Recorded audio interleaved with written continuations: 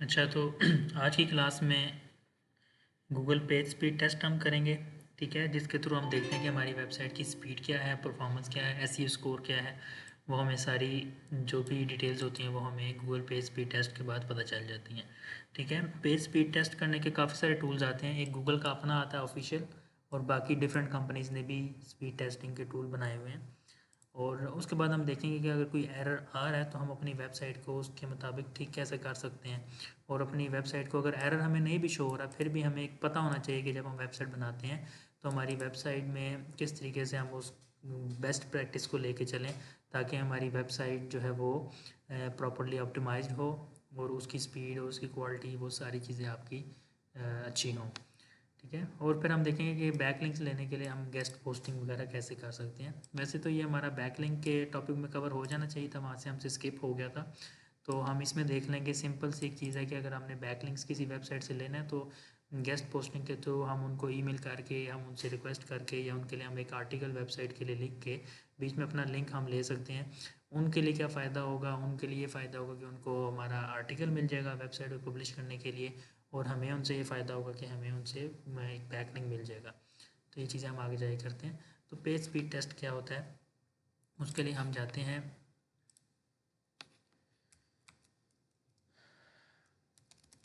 Google पे। यहाँ पर आप लिखें पेज स्पीड टेस्ट। सबसे पहले जो लिंक आता है वो पेज स्पीड वाला आ रहा है। हम अगर इस पर क्लिक करें तो ये इनका जो है ऑफिशियल गूगल का टूल है। यहाँ पर हमने अपनी वेबसाइट का लिंक पेस्ट करना होता है। हमारी वेबसाइट है timelet.amical.pk। इसको हम यहाँ पर पेस्ट करेंगे और एनालाइज पे क्लिक करेंगे।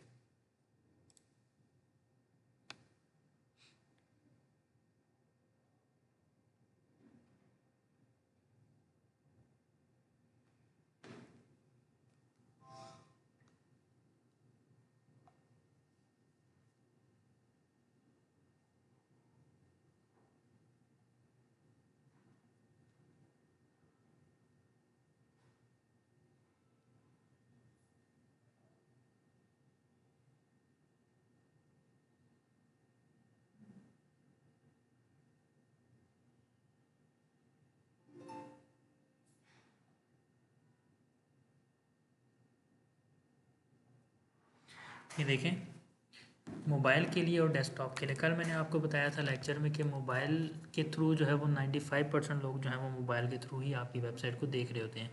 इसने भी मोबाइल के थ्रू पहले चेक किया एंड डेस्कटॉप के थ्रू चेक किया। डेस्कटॉप के अकॉर्डिंग उसने डिफरेंट रिजल्ट्स दिए हैं, क्योंकि डेस्कटॉप पे आपकी इमेजेस और हेडिंग्स और वो सारी चीज़ें डिफरेंट शो हो रही होती हैं, मोबाइल में आपकी डिफरेंट होती हैं।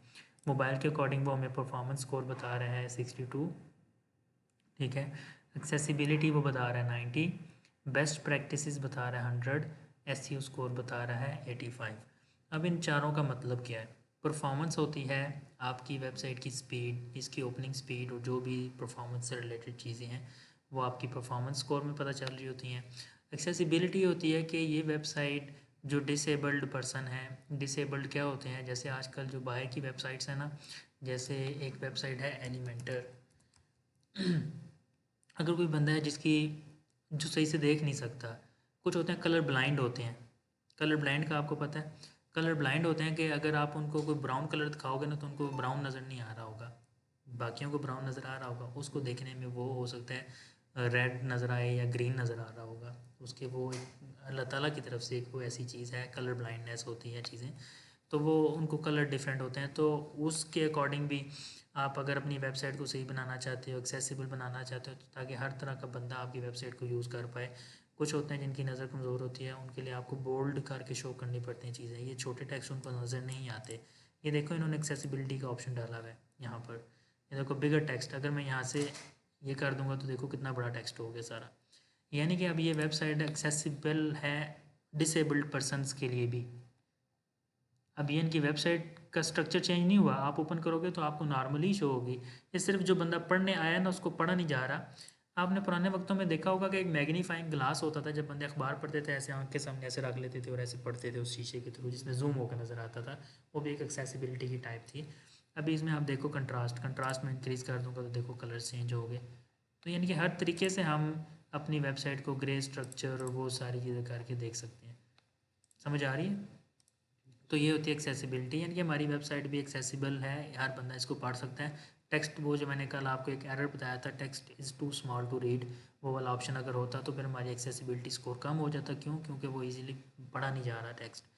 फिर उसके बाद होता है बेस्ट प्रैक्टिसेस। बेस्ट प्रैक्टिसेस होती हैं कि जो आपका डेवलपर है आपकी वेबसाइट का, या आपने अगर खुद बनाई है तो आपने उसमें अच्छी प्रैक्टिस को यूज़ करते हुए आपने वेबसाइट बनाई है। टोटल 100% स्कोर है, यानी कि वेबसाइट बहुत अच्छी बनी हुई है। ठीक है। एसईओ स्कोर, जो आप इस पे एसईओ कर रहे थे, ऑन पेज एसईओ बाकी चीज़ें, वो 85 बता रहा है। ठीक है, कंप्लीट। अब परफॉर्मेंस डेस्कटॉप पे डिफरेंट हो सकती है। डेस्कटॉप पे 88 बता रहा है, कह रहा है डेस्कटॉप पे जल्दी ओपन हो रही है, मोबाइल पे थोड़ा जल्दी ओपन नहीं हो रही। मोबाइल के अकॉर्डिंग आपने इसको ऑप्टिमाइज़ करना होगा। अब मोबाइल के अकॉर्डिंग ऑप्टिमाइज़ जो आपने करना है वो कैसे करेंगे, वो आपका डेवलपर इसके अंदर देखेगा। अगर बहुत बड़ी इमेज यूज़ की हुई है तो उसको थोड़ा ऑप्टिमाइज़ करके डालेगा, एनिमेशंस थोड़ी कम कर देगा, जो आपका कैशे प्लगइन है वो इनेबल कर देगा। इसके बाद नीचे देखें कुछ ऑप्शन आ रहा है, फर्स्ट कंटेंटफुल पेंट और लार्जेस्ट कंटेंटफुल पेंट, यानी कि जो सबसे पहला आपका एक कंटेंट ओपन होता है, जैसे ही कोई बंदा वेबसाइट पे जाता है, जो पहला विजिबल होता है, जो ओपन होता है, क्योंकि स्लो स्लो लोड होती है ना, बाकी जो सबसे पहला लोड हुआ है वो हुआ है 2.6 सेकंड के अंदर। जो सबसे बड़ी इमेज या सबसे बड़ा एरिया, यानी कि फुल जब तक आपकी पूरी वेबसाइट लोड हुई है तो उसको 9.4 सेकंड लगे हैं। डेस्कटॉप पे बहुत अच्छी स्पीड है, देखिए 0.8 सेकंड में फ़ौरन से, यानी कि with in 1 second, less than 1 second आपका फर्स्ट एरिया उसको शो हो गया था, और पूरी वेबसाइट जो है वो 1 सेकंड में उसको शो हो गई थी। ठीक है, समझ आई यहाँ तक। अब अगर इसको आपने इम्प्रूव करना है तो आप कैसे करोगे, उसके लिए फिर हमने ये दूसरा टॉपिक यहाँ पर हम लिखा कि how to optimize website to its to increase its quality and speed. मैंने आगे ब्रैकेट में लिख दिया कैशे प्लगइन, यानी कि हमने इसके अंदर एक कैशे प्लगइन भी यूज़ करना होता है, वो भी मैं आपको करवा देता हूँ। हम जाएंगे टाइमलेट की वेबसाइट पे, जो हमारी वेबसाइट है, इसको लॉग इन करेंगे।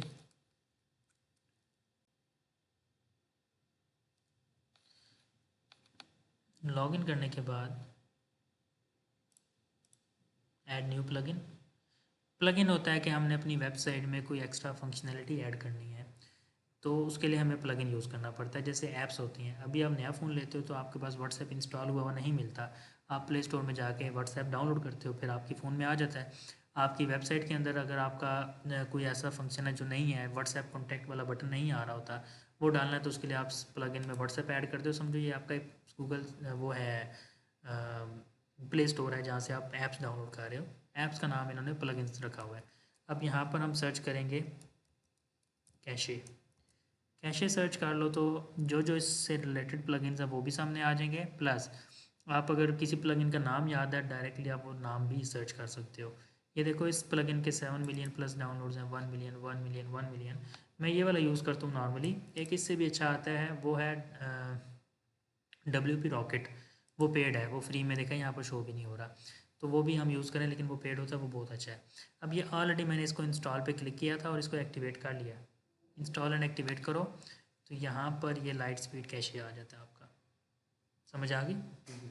क्लिक करोगे इंस्टॉल होगा, फिर एक्टिवेट का बटन आ जाएगा, उसी पे क्लिक करोगे तो वो एक्टिव हो जाएगा, फिर उसके बाद इस तरीके से एक्टिव शो हो जाता है। आप आओगे उसके बाद लाइट स्पीड कैशे में, इस वेबसाइट में ऑलरेडी ये इंस्टॉल हुआ हुआ है, तो अगर ना इंस्टॉल हुआ हो तो हमने क्या करना होता है कि देखा पब्लिक कैशे और प्राइवेट कैशे लिखा हुआ है, और ऑब्जेक्ट कैशे और ब्राउज़र कैशे, ये सारे हमने ऑन करने होते हैं। ऑन कैसे करने होते हैं, लाइट स्पीड कैशे के नीचे यहाँ पर आ जाता है, आप कैशे में आ जाओ। कैशे में आने के बाद इनेबल कैशे को आपने ऑन करना है, अगर ये ऑफ है तो इसको आपने ऑन कर देना है। ऑब्जेक्ट कैशे में आके इसको भी ऑन कर देना है, ब्राउज़र को भी आपने ऑन कर देना है। इसके बाद आप सेव करोगे, और कोई चीज़ आपने इसमें चेंज नहीं करनी है, क्योंकि एक तो आप डेवलपर भी नहीं हो, और बहुत टॉप लेवल का जो डेवलपर होते हैं ना उनको इन चीज़ों की समझ आती है। काफ़ी सारी चीज़ें इसमें कोड बेस्ड होती हैं, ऐसी टर्म्स हैं जो कि हर बंदा इसको नहीं समझ सकता। तो सिंपल सिंपल आपने जस्ट कैशे को आपने ऑन करना है। कैशे का मतलब क्या होता है आपके लिए, ये इंपॉर्टेंट है जानना। कैशे होता है बेसिकली आपकी वेबसाइट की एक कॉपी बन जाती है। अभी आपका वेबसाइट काम किस तरह करती है, आपने एक वेबसाइट ओपन की amazon.com, जैसे ही यूज़र एंटर प्रेस करता है, मेरे एंटर करने से एक रिक्वेस्ट यहाँ से जनरेट हुई है, वो गई है इनके सर्वर में। इनका सर्वर कहाँ पर है, USA में है। यहाँ से USA ट्रैवल किया इसने थ्रू इंटरनेट, वहाँ पर एक रिक्वेस्ट गई है कि एक बंदा पाकिस्तान से बैठ के अमेज़ोन ओपन करना चाह रहा है।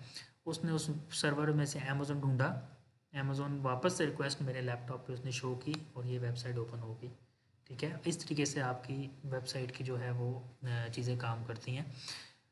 लेकिन अगर यहाँ से रिक्वेस्ट अमेरिका जाती है, अमेरिका से वापस आती है, तो थोड़ा टाइम लगता है, हो सकता है 4 सेकंड लगे, 5 सेकंड लगे। लेकिन अमेज़न फ़ौरन से कैसे ओपन हो जाती है, अमेज़न क्लिक किया, विद इन 1-2 सेकंड ये ओपन हो जाती है।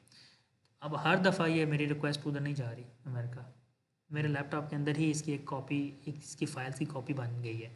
मैं जैसे ही ओपन करता हूँ तो वो उधर जाने के बजाय मुझे यहीं से इसकी कॉपी उठा के शो कर देता है। समझ आ गई?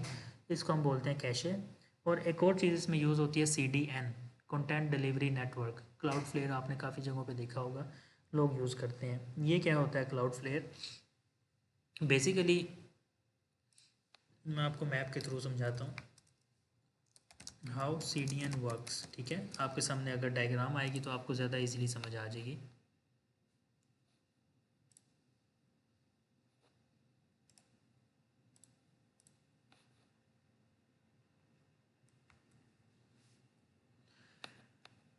ये देखिए CDN होता है कंटेंट डिलीवरी नेटवर्क। ठीक है, ये क्या होगा, जैसे अमेरिका में एक सर्वर पड़ा हुआ है, गूगल का अपना सर्वर है। ठीक है, अब गूगल का सर्वर सिर्फ अमेरिका में है, लेट्स सपोज। तो जब भी मैं कोई गूगल में अगर मेरी वेबसाइट पड़ी हुई है, सर्वर मैं उनका यूज़ कर रहा हूँ, वो हमें सर्विस भी देते हैं इस चीज़ की। अगर हम उनका सर्वर यूज़ करते हैं एज अ होस्टिंग, तो जब भी कोई बंदा सर्च करेगा तो उनके सर्वर में जाएगी रिक्वेस्ट और वहाँ से आके मेरे पास वापस शो होगी। तो इसके लिए मैं क्या करता हूँ, मैं कैशे प्लगइन यूज़ करता हूँ।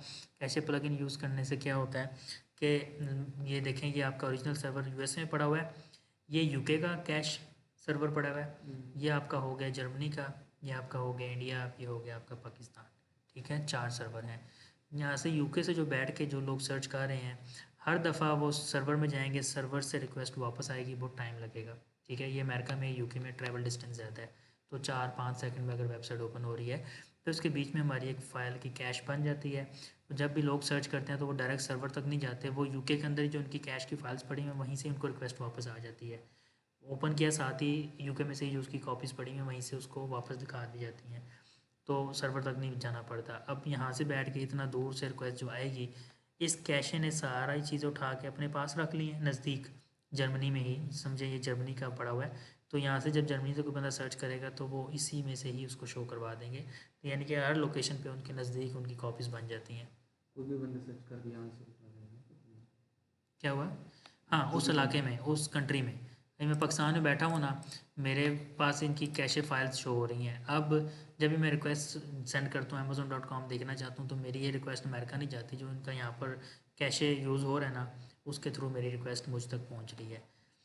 ठीक है, तो ये कैशे का मेन फीचर ये होता है। इस तरीके से आपकी वेबसाइट की स्पीड तेज़ हो जाती है। क्लियर है यहाँ तक? चलिए ठीक है, बाकी हम नेक्स्ट वीडियो में देखते हैं।